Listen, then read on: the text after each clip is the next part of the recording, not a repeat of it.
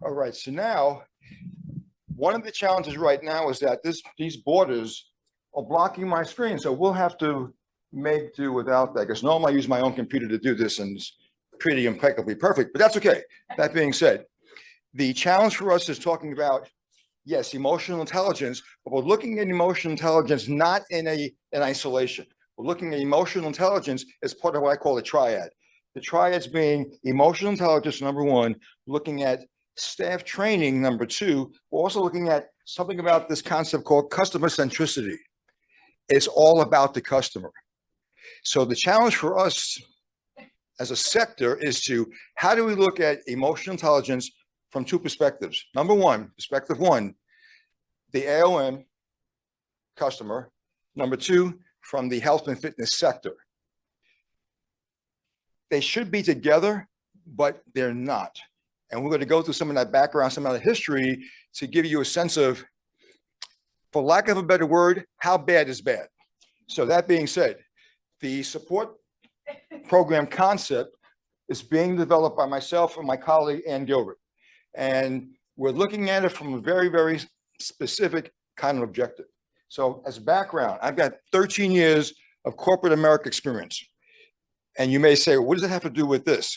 The challenge is having survived corporate America. And those of you who know something about corporate America, surviving is very difficult, but I survived that. I stopped having fun, decided to leave. But before I left, I took something with me. What I took was training in project management, operations planning, business planning, and project management, which is definitely needed on the fitness side. So 13 years, left there, stopped having fun. If you do a deep Google search, you will find me.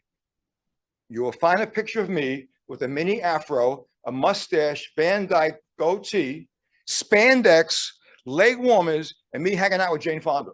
I started out in fitness in aerobics, not group exercise, aerobics. So that exists. But if that person doesn't have a bandana on their right ankle, it's not me. I only had it on my right ankle. That's how I started in the fitness side, coming out of or escaping from corporate America. So that being said, successfully coming over, I spent 30 plus years in club operations, club programming, customer experience, and this is important, customer experience, retention management, personal training, group exercise, staff training and development. Of those 30 plus years, I spent 22 plus years as an educator globally. So I travel the world, giving folks an insight as to what this thing called fitness looks like, number one, but how this thing called fitness should really be health, wellness, and fitness. That is a transition which we still have problems today with. We'll get into that. Don't worry, we will definitely get there. Ann's background, 38 plus years in fitness, starting out as a group exercise instructor, only training women. 38 years training women who wanted to get healthy and well and fit. Notice the difference. Healthy and well and fit only if they were ready. Only when they were ready, psychologically, physiologically, that was a specialty. So for 38 plus years, that's the only thing she worked on, which is great. Sorry, guys, we weren't included in that, but that's okay. No problem. She was a programming specialist, land-based programming, and aquatics-based programming. Think about aquatics-based programming.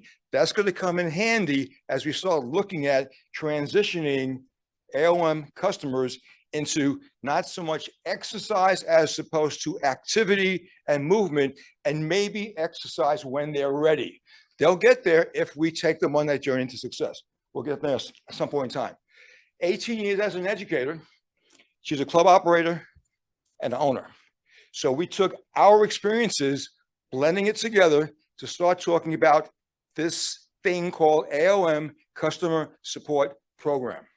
So we've written 7 articles now that talked about, as a think piece, what does this look like as we evolve to provide supporting services, customer-centric to folks who are obese. Very specific, very unique type customer avatar. That being said, we're going to cover 4 things today. We're going to review the history briefly of the fitness industry in relationship to obesity, number 1. Number 2, we're going to review 9, maybe 10 program planning assumptions that we're looking at to make this thing come to life.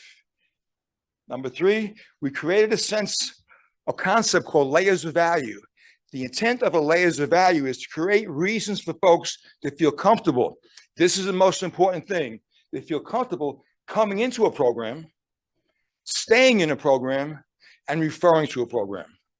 That triad is absolutely critical for success. And number four, we're going to review like their return on their investment. And when I just realized this is an old presentation. Where's my tech support? What? Yeah. If we're going to do this, we're going to do it right. So that being said, you know what? This is the original one. So I need to. Can I have you? Yes, you're in charge. What do I know? I'm not the presenter. But the content is absolutely critical. Oh, excuse me. I assumed incorrectly AOM, anti-obesity medications, being the umbrella, the GLP-1, and everything else that's been developed and is coming in the pipe. Thank you. That's what I get for assuming. Okay. I'm gonna double check first. Yes. Thank you. Should I? I'm gonna bow. I'm gonna kiss your toes later.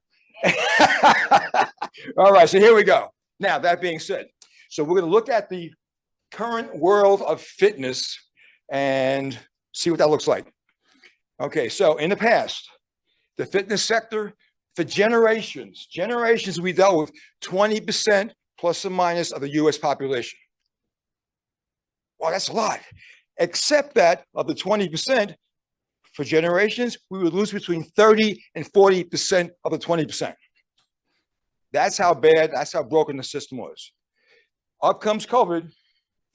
So because all the fitness-focused folks realized they were vulnerable because of COVID, now there's a political move, social move, emergency move into wellness. But it's not being driven because we have a lot of unhealthy people, because the fit people found out they were vulnerable. We'll take that pivot based on whatever's going to drive that. But from our perspective, my perspective, your perspective, we have a lot of unhealthy folks nationally and globally that we have to fix.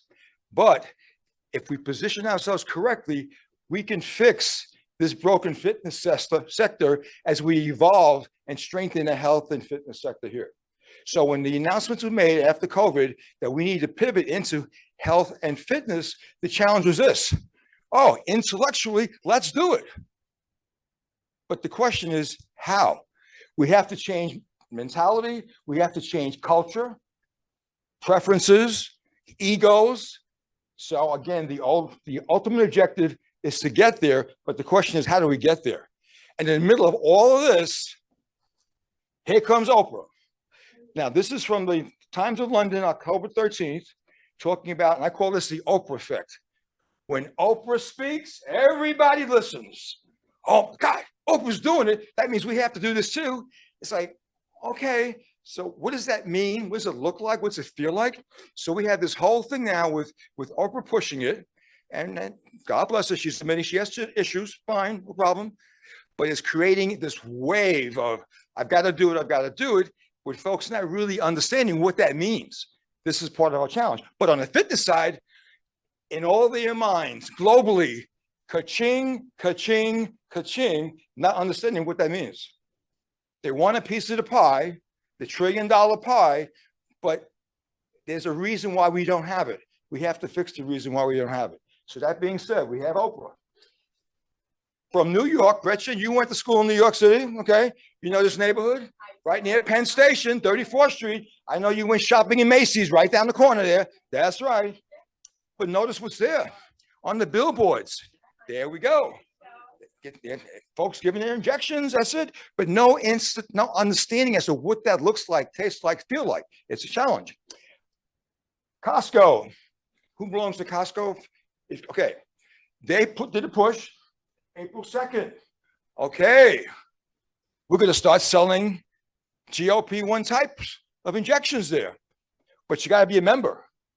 So they're selling the membership to get access to this, and the membership's going up. And by the way, this December, they're raising the price. We have to deal with that. I'm walking in Manhattan. My mother has an apartment in Manhattan. This is a banner hanging outside a doctor's office, his office on the ground floor. And here's a sign that says, feel great, promotional price, $80 per injection. Now, New York City area code, Gretchen, is 212, right? Yeah. Right. Look at the phone number they have here. Area code is 914. It's not even New York City, but they're selling this and advertising this in New York City. So all kinds of shysters are out there, all kinds of getting into this hype about GOP, which is great for them, but not for us. So where's the control is one of our considerations. Whole movement is starting now. Portraits of Obesity just got released the past few weeks. This is a major, major issue for us collectively. Stop weight bias to improve health outcomes. This is the mandate. This is the issue globally. Yes, we want to have some solutions, but to do that culturally, we have to change our biases as well to make the outcomes successful, consistently good, to make a change, to make a difference. 2020 IDEA, which is one of our educational agencies in the fitness sector, published an article called Weight Bias in the Health and Fitness Industry. Cassandra and Natalie in 2020 wrote this article talking about weight biases in our sector. Because of COVID, this was released and updated July of this year. Some of the findings from this article points out, number one, the fitness sector has a cultural bias towards fit people. So if that's true, why would a AOM customer want to come into a fitness environment and be abused psychologically? No. Number two, the sector has been focusing on getting fit people fitter. Wrong reason. Nope. Number three, the sector tends to be judgmental and spread the stigma about obesity. Absolutely. Is that conducive to the culture that someone who's obese wants to get involved with? No, no, and no. Number four, we have to destigmatize our industry, fitness sector, by focusing on multiple and inclusive body types and images. We have to open it up. That means that cultural change has to take place in our sector to make the folks who are outside the sector comfortable to come in, to stay, and to refer their friends into the sector as well. So we have challenges here for ourselves. Number five, with additional training, we must create, deliver, and manage programming options that support the outcome goals of the AOM customer, which means we have to get much more creative and be able to understand what are the goals, what are the needs, psychologically and physiological in terms of the AOM customer. The sector never had to think that way before. It's a challenge and we have to deal with it. And the last point, we must create a teaching and learning environment that is inviting, supportive, and safe. And that's just a tip of the iceberg. So this was a wake-up call for the sector when they all wanted to get involved with the AOM money, money, money. How about service, service experience as the goal and the intent as the objective? So we're going to go through a couple of the assumptions that's going to reposition the fitness sector into a health and wellness fitness sector to the point where folks who are on AOM meds feel comfortable and safe coming into our universe as well. So this is a work in progress. There is no absolutes, but we have to start someplace. In fact, the only absolute is that there are no absolutes at the end of the day. It's going to be trial and error because the research is not done yet. So we have to hit the ground running because we can't have the folks wait until we get it right. But there's some things we can do from a programming standpoint, a flexibility standpoint, a sensitivity standpoint, psychologically and physiologically to get them their outcomes that they want specific to their basic needs. So that being said, some of our planning assumptions. Anti-obesity medications, AOMs, are used in conjunction with nutritional support, increased physical activity. Notice the word exercise is not there. and behavior modification strategies. This is a whole different mindset shift from fitness only. It's health and wellness, so the shift has got to be reflected in the programming and the operations of the organization. Number two, we have to define the customer, the AOM customer.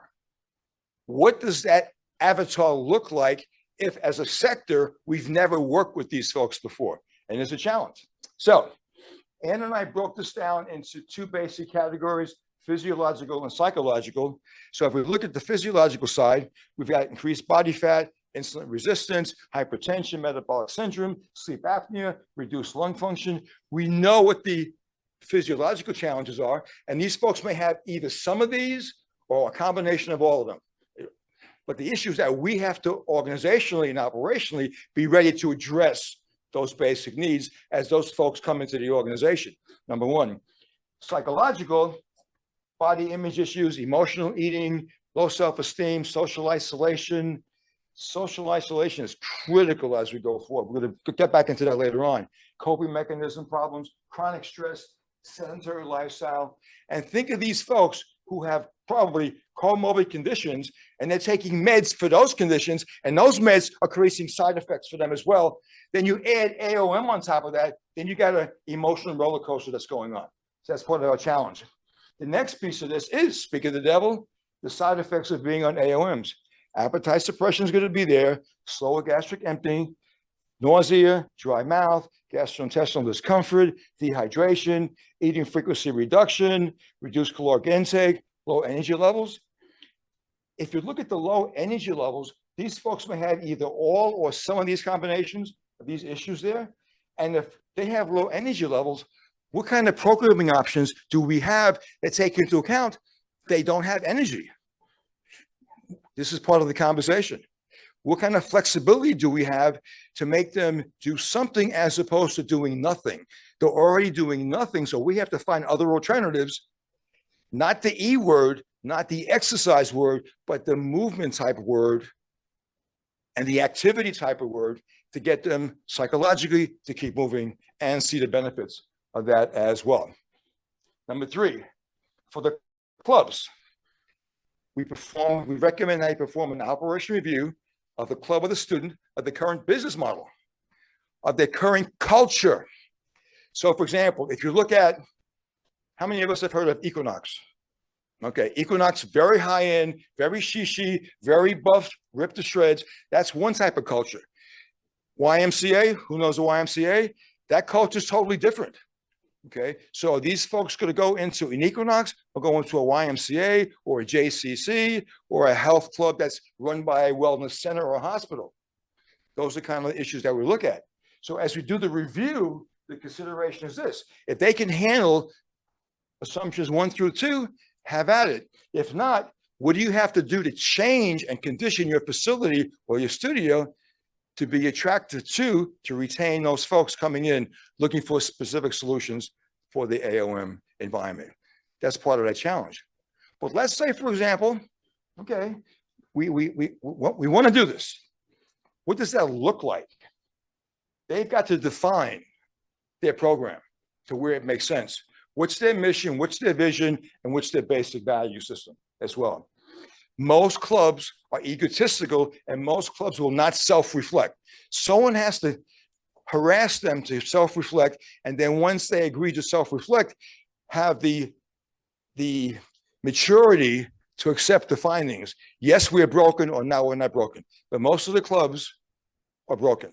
So that's a whole other ego thing that we have to negotiate with, and that's what I basically do with these clubs. So that being said, here's a typical mission for an AOM program: to create customer-centric operational and programming strategies that support positive, not negative, positive AOM customer outcomes. That's our mission. Sounds reasonable? Okay.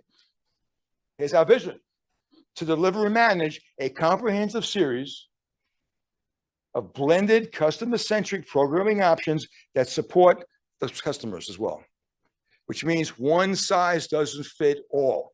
We have to have enough flexibility to meet the customer where they're at. And every day, because of the drugs, it's a different day. So if a Monday comes up, it's a strength day. And Bob, I just can't do this. No problem. Maybe we do yoga. Maybe we get in the pool. Let's go hang out. Doing something is better than doing nothing. Psychologically, doing something is better than doing nothing. So wherever they are psychologically, physiologically, we take them on that journey. That's a different skill set that emotional intelligence could basically help with. But again, at the end of the day, it's all about values. And the third piece of this is speaking of values. These are a series of reasons for customers to join, to stay, and to refer. You got to give them a reason. Not to say, I have a brand new building, brand new equipment, business as usual, but if the culture is not conducive to making me feel safe and comfortable, why am I walking in the door? They're not, and they're not. So we have to fix this. So that being said, number 5, we're going to take those mission, vision, values to create a series of branded reasons for them to join. Now, this picture is a grid that Ann Gilbert has been doing for 30 plus years. And as she ended up becoming an owner operator, she put this into place within her culture itself. So these are the reasons why people join Ann's facility. And we took this to say, these are the reasons why someone who's on an AOM journey should come in. We create a sense of community, a safe place. They love the skin they're in, non-judgmental atmosphere, genuine camaraderie, peer group support and accountability. It's about the experience. It's about feeling good, mutual respect.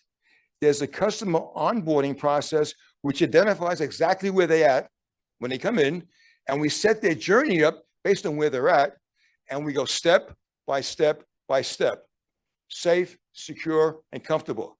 We give them coaching support. Part of the coaching support is to take the individuals coming in and build them as a supportive group, which we're going to get into. It's not just moving or activity or exercise. It's about something else that they'll need to make them successful. Sincere empathy, authentic, inclusive culture, nothing phony. And we have a community outreach program that we take what we do here and bring it outside 4 walls and let everybody know what's going on here. We create a sense of belonging. We create a sense of pride, stability, security, and success. Ongoing, ongoing, ongoing. So I'm going to get creative here. This is a tree, in case you didn't notice that. And in this tree, here's the root system, here's the trunk, and here are the leaves. Or if it's a pear tree, banana tree, apple tree, whatever it is, this bears fruit based on the support coming from the network of roots. So we're going to take this, and Ann and I, we had a blast with this, because I said, Ann, what you do as well, how do we graphically depict what it is you do? I don't know, Bob, let's figure it out. So this is what we did. This is her tree. This is her version of her tree. This is her root system. Notice the root system is built around all the components in that grid we showed. Sense of community, camaraderie, respect, safe place, empathy, non-judgmental, coaching support, love the skin you're in. This is the foundation why folks want to come in and stay. And she's been doing this for 38 plus years, and it works. Then when she recruits people, either they bring this comfortability with them or she trains them up. So our staff training is built around this culture. If the culture's there, we can deliver the programming, but it's got to be delivered with a purpose. And the purpose is to take care of the needs of those customers. So we come up here, her focus is health, wellness, eventually fitness, but health and wellness first. Staffing support, all her fit pros develop and deliver the programming that she's developed specific to her community that's based on the root system here. So she has surf and turf, which is a blend of in the water and on land movement. Take them together. Aquatics volleyball, pure water. She has a 56-day weight loss boot camp when they're ready, which includes both water and land. We have folks she has there who are recovering from cancer. Yes, you can with cancer. And she's a cancer survivor as well. Folks who are going in for joint replacements, she trains them before the surgery and gets them back in post rehab as well. All in the water base before she goes back on the ground. Walk off, water walk off weight, platinum elite, small group training, which is totally advanced and totally fitness focused when they're ready, if they ever get to be ready. Regular personal training, low impact dance, and the rave pickleball. Whatever they need, whatever they want, they're moving. That's okay. But the issue is creating the culture and the delivery system to make them feel comfortable, engaged, and inviting them all in. So everything she's been doing is based on emotions. We're identifying 12 emotions, but to focus on the emotions, it's about that customer from their perspective. So what does that look like? Number one, deciding to make a change is emotional. Looking for a solution is emotional. Making that appointment is emotional. Showing up by walking in the door is emotional. But before that, sitting in the parking lot for 3 days or a week trying to decide to walk to the door is emotional. And when you decide to walk in the door, it's emotional too. Maybe we should have 13 points here. Anyway, number 5, having a discussion with us is emotional. They have to open up. Listening to us respond is emotional. They have to have confidence in us. We're listening to them. They finally have an audience that's listening to them, but listening to their spoken and their unspoken, which sometimes is more profound than the spoken. We're going to get into that in a little bit. Number 8, waiting for us to ask them to commit. It's going to be emotional. Making that buy decision or commitment is going to be emotional. Showing up for that first appointment is emotional. Coming back is critical. That's emotional. Sticking with the program is emotional. Wow, this is an emotional mess. Yes, but it's real. To the extent we train to work with these folks is critically successful to their end goal, their end game. So that being said, our job with proper training is to connect the emotional dots by building that relationship. Tying in the dots, bringing them together by building that relationship. It's all about them, not about us. It's about them. That being said, assumption number 6, we want to meet the customer where they're at on their journey. No matter where they're at, we want to meet them on that journey. And to paraphrase Gretchen, if the family's not supportive, we need to understand that. And if it's supportive, we have to understand that. But if they're not, we have a piece of the model which creates another family support system for them. Right, Gretchen? Good. So. I won't marry Bob, I There you go. All right. So that being said, we meet them where they're at, and then we take them where they want to go. We take them as individuals, but part of the journey is taking them with other folks in that same group, where they're much more supportive as well. These folks coming in traditionally could be totally inactive, new to movement, activity, new to exercise.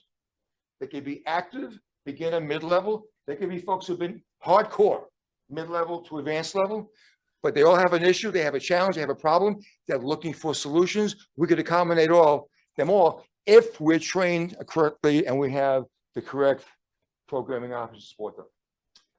Speaking of, flexible programming options are absolutely critical to make this happen. Okay, when Mary came in to Ann,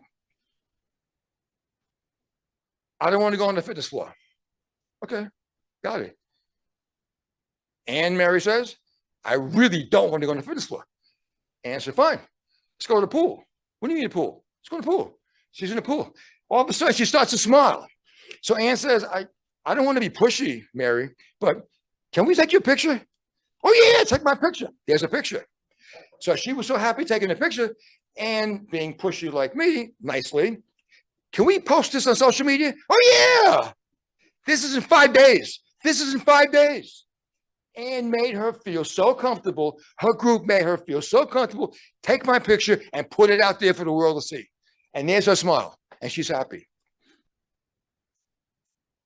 Another position, folks doing yoga. Why not? Mind, body, start bringing things together. Now, it's one thing doing mind, body yoga inside. It's more risky going outside, and they're doing it outside. What made them feel so comfortable going from inside four walls to go outside in the park where the world can see them?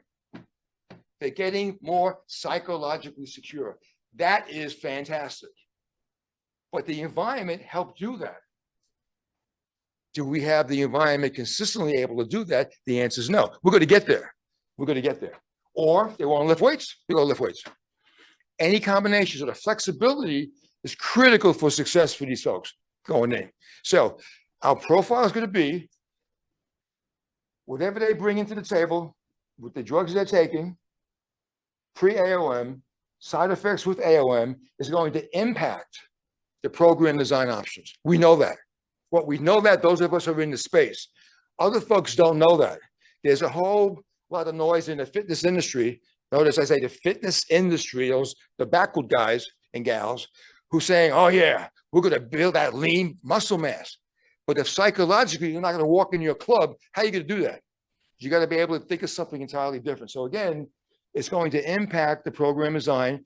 The program design will be impacted by the culture that's more inclusive or not inclusive to support these folks. So this is a matrix which shows on the bottom, starting point A and going to starting point Z. Here's the challenge. Depending on what they bring to the table, every day they come into the facility, their journey is going to be different.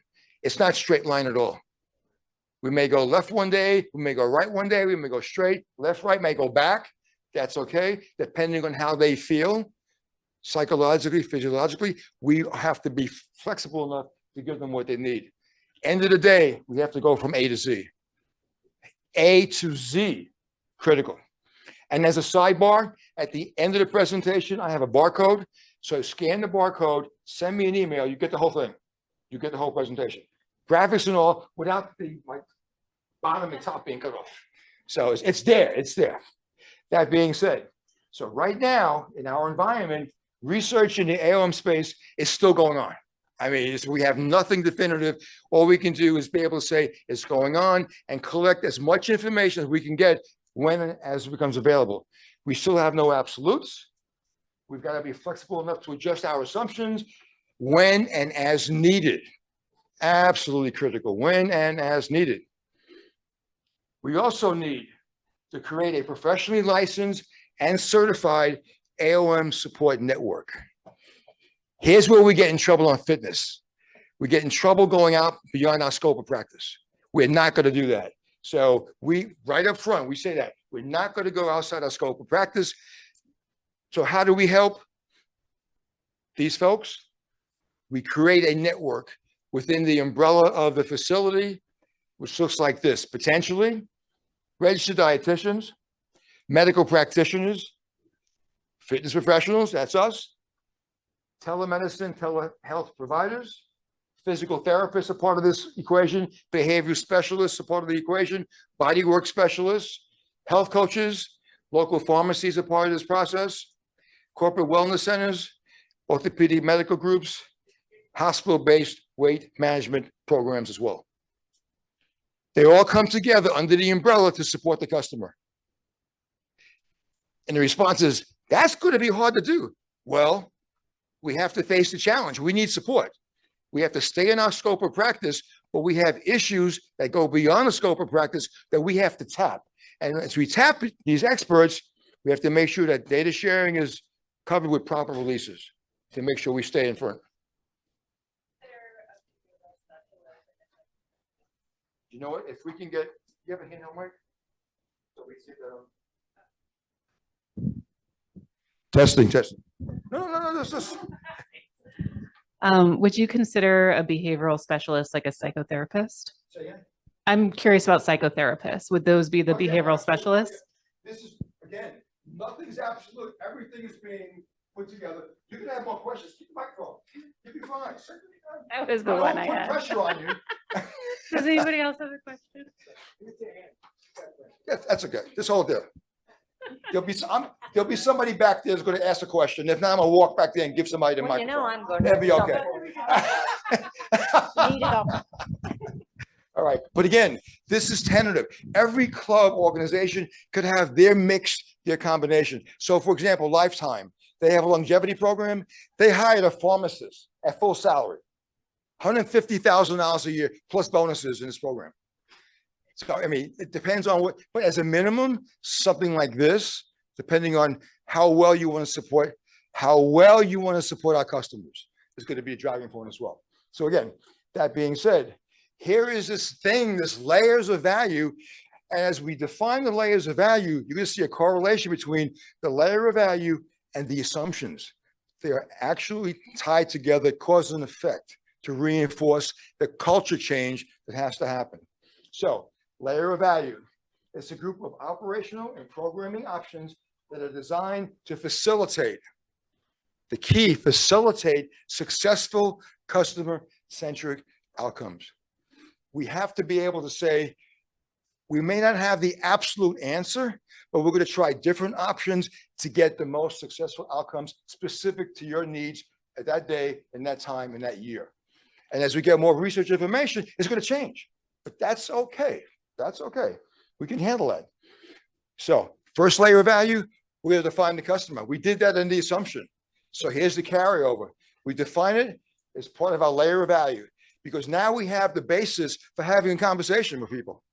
Now we understand the nature, the challenges they face, and our programming. How does our programming help solve those problems and those challenges? Again, same picture, no point in reviewing it, the same concept. The second piece, we talked about this as an assumption, land and aquatic base options. So Ann Gilbert, because she has a facility in Orlando and she has a pool in there as well. So her programming is based on aquatics programming, and she's been doing that for 38 plus years. The challenge is, here are the reasons why we want to be able to use or have access to a pool. Physiological, low impact exercises, enhanced cardiovascular fitness, muscle strength and endurance, improved flexibility, improved breathing efficiency, circulation, heart health, mental relaxation, balance and coordination. And here's the funny thing. People traditionally poo-poo aquatics till they get into a pool with a coach who knows what they're doing. It's a whole different animal, but it's not threatening. It's not putting off anybody. It's like, I'm just going to the pool. Wear what you want to wear. And you're going to start working with other folks. You build camaraderie, you build a social network, and you have fun as you're moving. But Bob, why am I so tired? I am not going to give them the E word. You did exercise. I'm not going to say that. You're having a blast. Why are you worried about it? I feel good.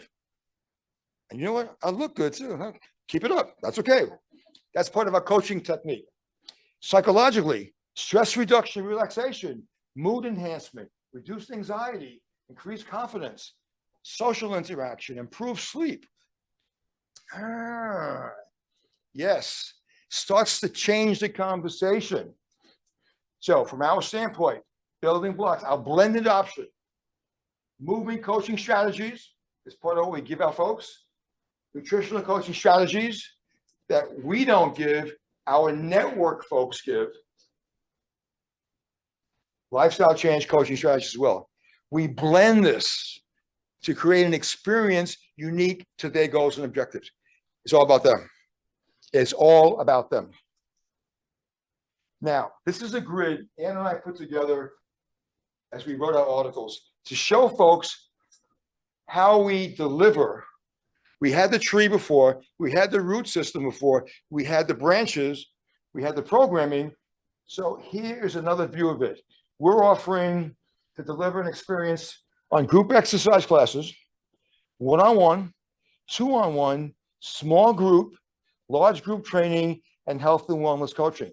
So if someone comes in and says, okay, I just need help getting through taking these meds, hey, maybe all they do is coaching. That's fine. They start with coaching and we take them someplace else. They're not going to do coaching And we're not going to put them in one-on-one. We're going to evolve them to maybe it's small group with other folks to give them support. Ah, Bob, that's sneaky. It's supportive. We're looking at group dynamics, the value thereof. Absolutely. And every one of these options has a land-based option and an aquatics option. So we're looking at basically 6 to 12 service programming options specifically designed for this demographic profile. Very few organizations are doing this at all other than Ann. So what we're going to do, Ann has been doing a variation of this. We're launching her program in Tampa in January officially. And we're going to start collecting data. And it just dawned on me that isn't 2025 your event going to be in Florida? Yes. We will talk about a field trip. We'll talk about a presentation and maybe a little reception with Ann and her folks. We'll figure that one out. Yeah. So it's going to come to life. So this theoretical stuff, okay, Bob, you're smoking dope. Okay, great. When you come here, you see this. It's like, we want you to talk to her folks because that conversation is entirely, see, I knew we should have left the microphone there. Look at that. See, I told you. We're going to leave it now. Right. Everybody's quiet, humble, and shy.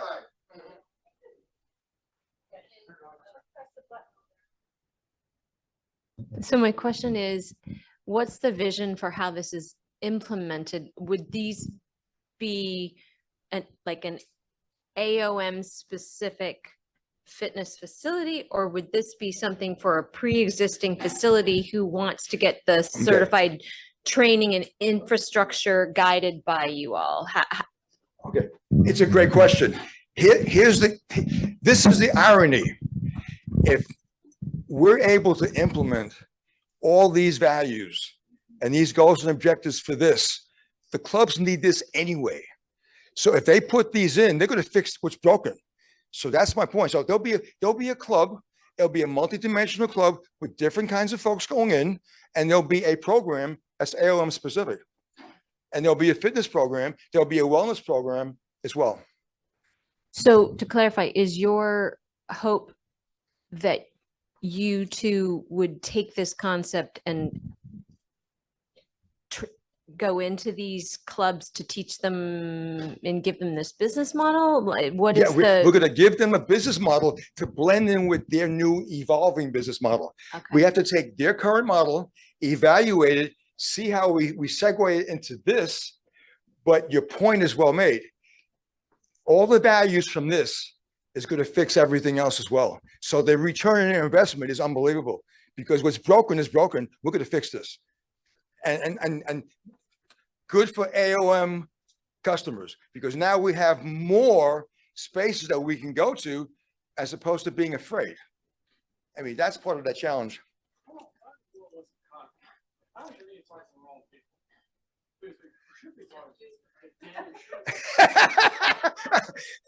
Either use the microphone, or you can just come up here, use this microphone.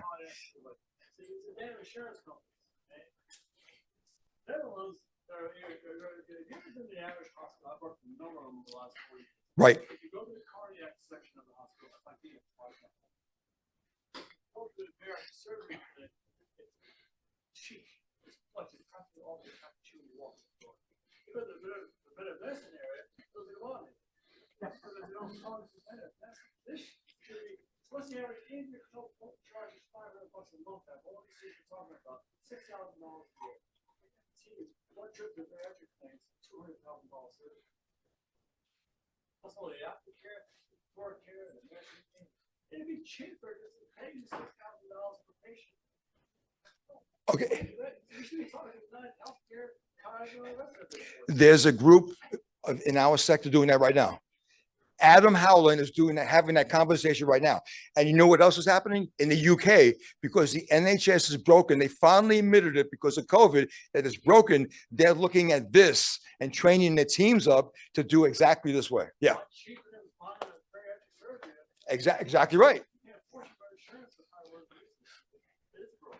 Yeah, there you go. Exactly right. So again, that's part of the issue.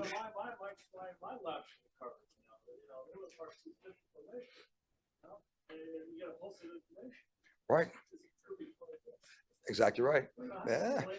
Great minds think alike. There you go. Exactly right. Exactly right. So how many of us have heard of Dr. Renee Rogers? Okay. She's a PhD at Kansas University, and she's been on the forefront of browbeating at every convention the ins and outs and the ways of making the AOM universe more successful and accessible, provided the programming is right. Her philosophical quote is, one size fits none. That's right. Flexibility, flexibility, flexibility. And that's the challenge right there. And again, we take this assumption and spin it around the customer journey that's both land-based and aquatic space as well. So again, that's part of our challenge, but we're going to get there. We will definitely get there. So program design process, again, is coming back from the assumption side, and the same thing applies.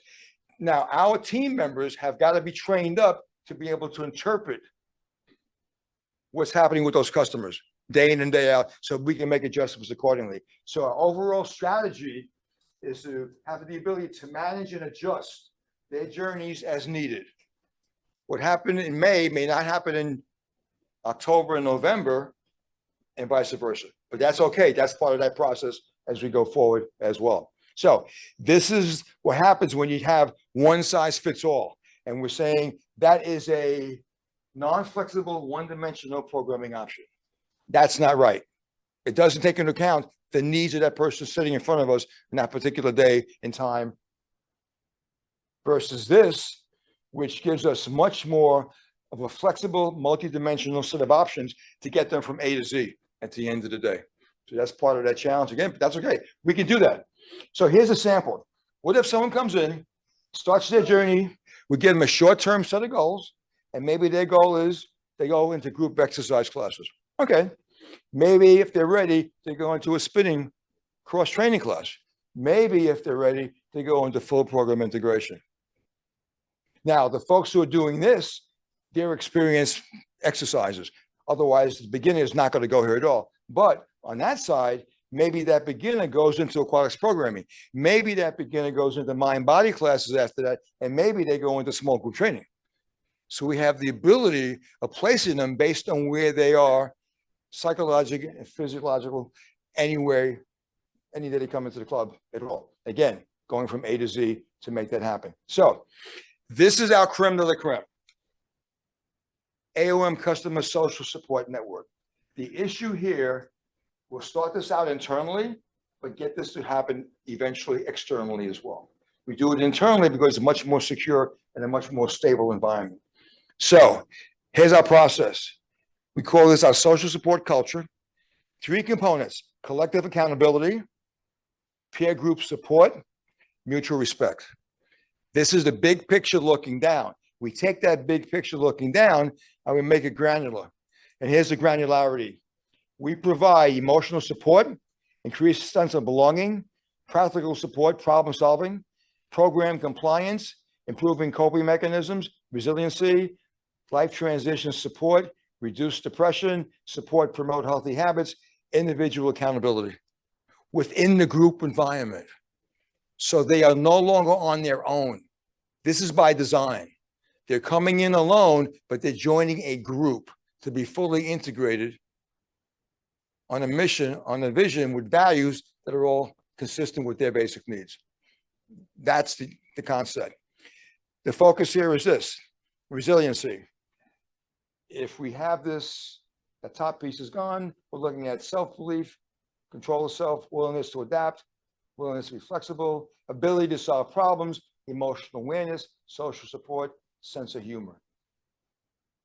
Supportive resiliency, the value of the group. No one's talking about the value of the group. However, how many of us have heard of silver sneakers? Silver sneakers did the job right. Here were aging folks who wanted to get active, and silver sneakers provided that venue. It was great. 11 o'clock in the morning till 1 o'clock in the afternoon, give or take, but they never missed a social event. And oh, they exercised. But it was a social event that got them there first, then they exercised. That's okay. It worked there for Mary, it can work here for this folks as well. So that being said, the power of the group. Assistance, help, and support. We, the coaches, stimulate and encourage that to basically happen. So at the end of the day, the upside of social support, we're looking at this. No matter what they go through, we're going to find that balance. Every day is going to be a different day. But if they come in and they work with our folks, they're going to leave that way. They may come in the next day like this, but they're going to leave that way the next day. They may come like this, but that's the goal, to get them to leave whole, psychologically and physiologically. That's the goal, that's the intent, and that's the basic objective right there. So how do we overlay the social aspect of our program embedded in our Group X formats? Remember, our folks are all trained to do that. They're going to deliver that in a group format, number one. They're going to deliver it in small and large group training, number two. Number three, we're going to have live weekly seminars where it'll be embedded in them. Number four, we're going to have monthly virtual seminars, topic specific, customer specific, to address their basic needs. And number five, weekly social activities inside and outside the club, inside and outside the facility. Bonding, bonding, bonding. Everything's embedded right there to make that happen. But Bob, it's going to take a lot of work. Right, exactly. That's what we do. We should be doing that to make this basically happen. So staff training is going to be key, critical for the entire team, fitness and non-fitness alike. We have to go through an upskilling process, adding new skills, and do reskilling as well. Because our folks coming out do not have the skills needed to make this basically happen. So some of the hard skills, technical skills about AOM, soft skills refer to relationship building skills. So our goal is to blend in both hard and soft skills. This program, this is a certificate program developed by a colleague of mine. His name is Eric Durack here, and he has spent 25 years at the University of California in Santa Barbara, exercise physiologist, put this together 6 months ago. This is a training manual for folks who want to get involved. We're providing support for AOM customers. His third edition will be out by December 1st. And I say edition 3 because he's getting more and more data coming back in to embellish the content of this operation, of this program. So it's happening. And folks are lining up together because I've run into the past year hundreds of fitness professionals who are working with these folks right now. They're looking for guidance and they're trying to figure out what to do, and they're flying by the seat of their pants.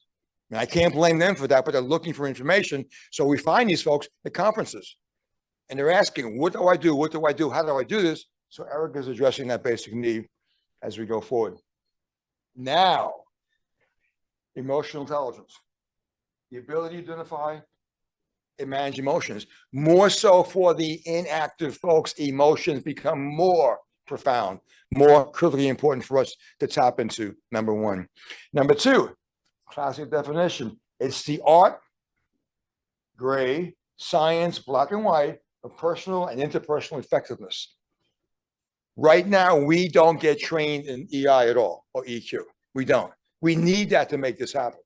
The only folks who do this training have been in the field for years and years and realize the need to do it. Our recommendation to the certifying agencies is to make this part of the foundation fundamentals of getting certified as a personal trainer. The conversation is already happening today with SimSpa in the UK. They know there's a need for this. They're trying to figure out how to incorporate into the fundamentals program to make this happen. And a longer definition is the ability to process emotional information, particularly as it involves perception, assimilation, understanding, and management of emotions. Critical. So, emotion roller coasters, shame and stigma, depression, anxiety, emotional eating and guilt, body image struggles, fear and uncertainty. As we go through that journey, this is going to keep on popping up in and out. Our role is to minimize this popping up and more so keeping it down. The programming and the networking is going to make that happen better sooner than later. So our skill sets, listening skills, spoken, unspoken, critically important. programming expertise, coaching skills, problem-solving skills. Number 5, building trust, authentic trust. Concept of group or a team, building social network, value propositions, empowerment skill sets. Taken together, this is what that's going to look like in terms of staff training. Emotional intelligence skill sets, customer-centric focus, ability to manage and coach the target market, deliver value propositions, ability to manage a sense of community is absolutely critical to make this work. And our behavior folks had the foresight to say, let's get rid of EI and make it EQ so it's just as perceived as valuable as IQ. We totally agree. So the EI conversation becomes the EQ conversation. Yin and yang coming together, absolutely, to make this work. So we talked about this before. Same with our scope of practice, understood. The challenge here is to figure out the coach when to utilize this support network as and when needed. That's our job. By listening to the folks, observing the folks, and figuring out when to and when not to activate this network to go forward. The intake process, traditionally, they come in, we do an intake, we take the notes, check the boxes, put it in the file, it's gone. This is open-ended, totally open-ended. Every day they come in, it's an intake process. We have a marketing campaign as well. So the challenge is taking all the information and putting it out there and be able to say to the universe, to the community, these are the things that we do, and we're going to utilize the input from our folks who are getting fantastic results. So that being said, what I'm going to do is to go ahead for a second. This is Ann Gilbert. Ann is my partner right here in the middle. Because of her 38 years in the Tampa metro area, she's recognized by Fox News in Tampa as the health and wellness person in the Tampa metro area. 4 times a month, she's on TV discussing programming options for inactive adults, active adults, and folks who want to lose weight and folks who are obese. She has a reputation, and she's on there 4 times a month to make that happen. So, and I'm going to skip these because at the end of the day, we're going to recap. Recap looks like this. Programs work in process, in progress. And again, the only absolute, there are no absolutes, number 1. Number 2, we have to understand fully that demographic of that avatar. Without that understanding, we're going to make too many mistakes. So this is going to be critical as we go forward. Number 3, the profiles of the AOM customer is going to impact program design. We know that for a fact. That we do know. So therefore, we have to be able to say one size does not fit all, and we have to be able to blend in land-based and aquatics programming options to make this thing basically work. And critical, IQ, EQ go together. Staff training is critical, and our entire focus is value. Everything's about value in the eyes of that consumer to make this basically work. So the challenge belongs to us. And the upside is we want to create a sense of community. Our strength comes in numbers. We take the individual, bring them in, fully integrate them into the journey to success, which may be their journey, but they're not doing it basically on their own. And again, our outcome is looking at that. At the end of the day, the program wins, the customer wins. That's the key. And I'm done. Questions?